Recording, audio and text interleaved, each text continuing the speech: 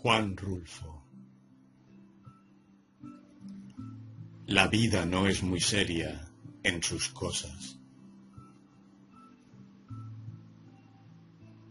Aquella cuna donde Crispín dormía por entonces era más grande para su pequeño cuerpecito. Él, sin conocer todavía la luz, puesto que aún no nacía, se dedicaba solo a vivir en medio de aquella oscuridad y a hacer, sin saberlo, más y más lentos cada vez los pasos que daba su madre al caminar por los corredores, por el pasillo y a veces, en alguna mañana limpia, yendo a visitar el corral donde ella se confortaba haciendo renegar a las gallinas robándole los pollitos y escondiéndose 2 o 3 abajito del seno, quizá con la esperanza de que a su hijo se le hiciera la vida menos pesada, oyendo algo de ruidos del mundo. Por otra parte, Crispín, a pesar de tener ya 8 meses ahí dentro, no había abierto ni por una sola vez los ojos, hasta que se adivinaba que, acurrucado siempre, no había intentado estirar un brazo o alguna de sus piernitas. No, por ese lado no daba señales de vida, y de no haber sido porque su corazón tocaba con unos golpecitos suaves la pared que lo separaba de los ojos de su madre, ella se hubiera querido engañada por Dios, y no faltaría, ni así tantito, para que llegara a reclamarle, aunque solo fuera en secreto. El Señor me perdone, se decía, pero yo tendría que hacerlo, si Él no estuviera vivo. Con todo, Él estaba bien vivo. Cierto es que se sentía un poco molesto de estar enrollado como un caracol, pero sin embargo, se vivía a gusto ahí, durmiendo sin parar y sobre todo, lleno de confianza, con la confianza que da el mecerse dentro de esa grande y segura cuna que era su madre. La madre consideró la existencia de Crispín como un consuelo para ella. Todavía no descansaba de sus lágrimas. Todavía había largos ratos en los cuales apretábase al recuerdo de Crispín que se le había muerto. Todavía, y esto era lo peor para ella, no se atrevía a cantar una canción que sabía para dormir a los niños.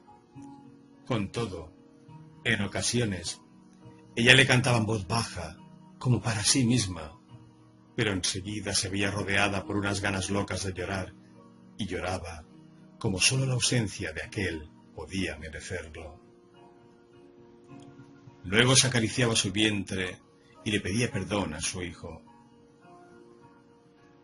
En otras, se olvidaba por completo de que su hijo existía. Cualquier cosa venía a poner frente a ella la figura de Crispín el mayor. Entonces, entrecerraba los ojos, soltaba el pensamiento y de ese modo se le iban las horas correteando tras de sus buenos recuerdos. Y eran aquellos momentos sin conciencia, cuando Crispín golpeaba con más fuerza en el vientre de ella y la despertaba.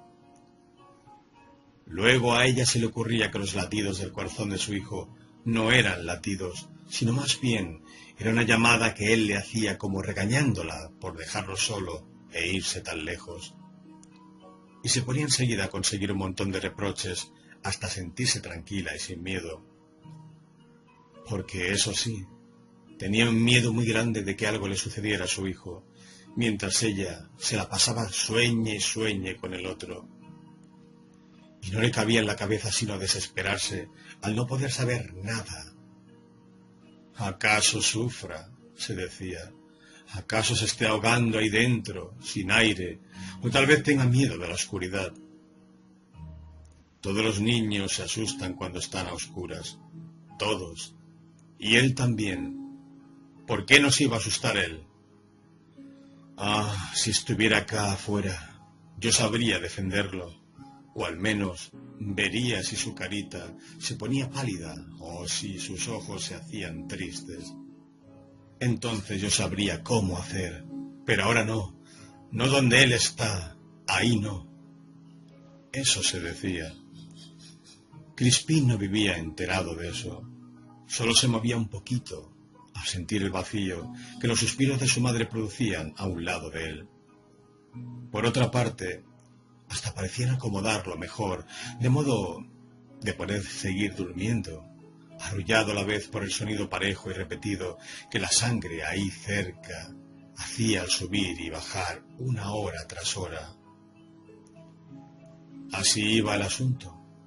Ella, fuera de sus ratos malos, se sentía encariñada los días que vendrían, y era para azorarse verla hacer los gestos de alegría que todas las madres aprenden tantito antes para estar prevenidas, y el modo de cuidar sus manos, alisándolas, con el fin de no lastimar mucho aquella carne casi quebradiza que pasearía hecha un nudo sobre sus brazos.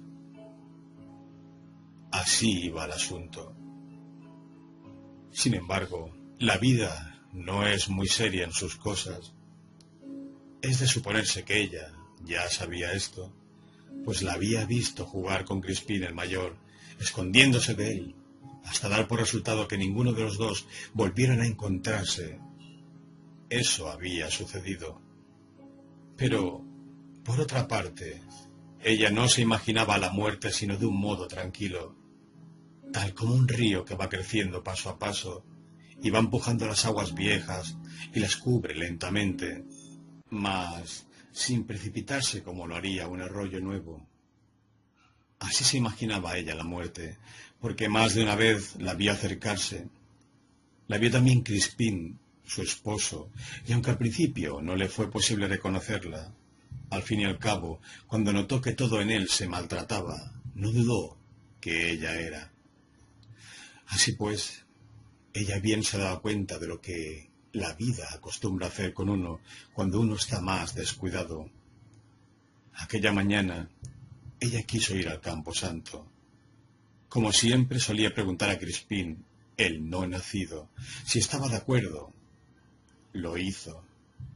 Crispín le dijo, ¿te parece bien que vayamos? Te prometo que no lloraré. Solo nos sentaremos un ratito a platicar con tu padre y después volveremos. Nos servirá a los dos. ¿Quieres? Luego, tratando de adivinar en qué lugar podía tener sus manitas aquel hijo suyo, te llevaré de la mano todo el tiempo. Esto le dijo. Abrió la puerta para salir, pero enseguida sintió un viento frío, agachado al suelo, como si anduviera barriendo las calles. Entonces regresó por un abrigo, pues, ¿qué pasaría si él sintiera frío? Lo buscó entre las ropas de la cama, lo buscó en el ropero, lo halló allá arriba, en un rinconcito, pero el ropero estaba mucho más alto que ella y tuvo que subir al primer peldaño. Después puso la rodilla en el segundo y alcanzó el abrigo con la puntita de los dedos. En ese momento pensó que tal vez Crispín se habría despertado por aquel esfuerzo y bajó a toda prisa. Bajó muy hondo. Algo la empujaba.